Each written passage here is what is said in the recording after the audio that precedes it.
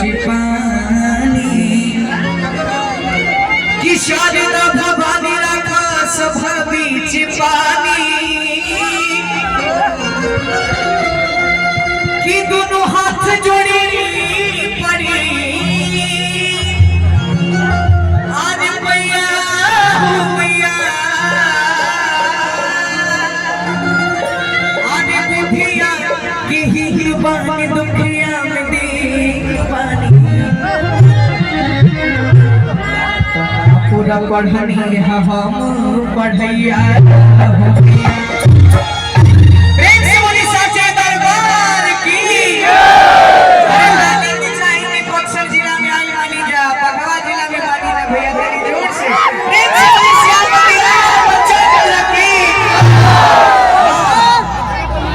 कल्लू भैया के लिए आकर हम सबके बीच हरे लालीला हरे दरवा हरवा हरे लाली बाबा सरवा हो राम जी लाली हो रंगवा हो राम जी लाली हो रंगवा तो भैया के सोहरा हो सिंगरवा हो राम भैया के सोहरा हो सिंगरवा हो राम जी लाली हो रंगवा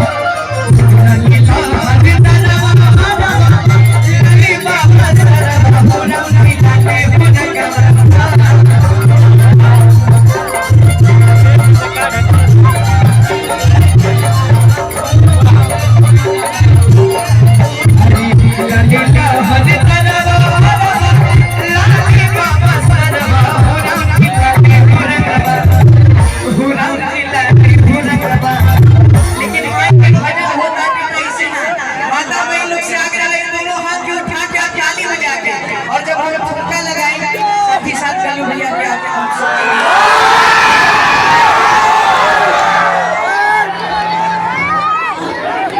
हेलो इतना लोग मंच पकाए भैया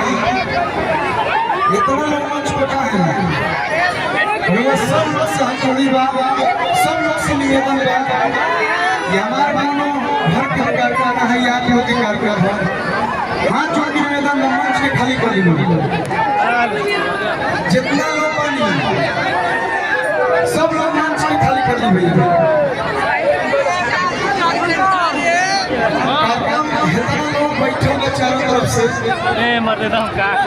सब लोग से निवेदन बची जी आपन भावना को कम कहते हैं कि आप क्या मन से निशो कर रहे हो कलाकार का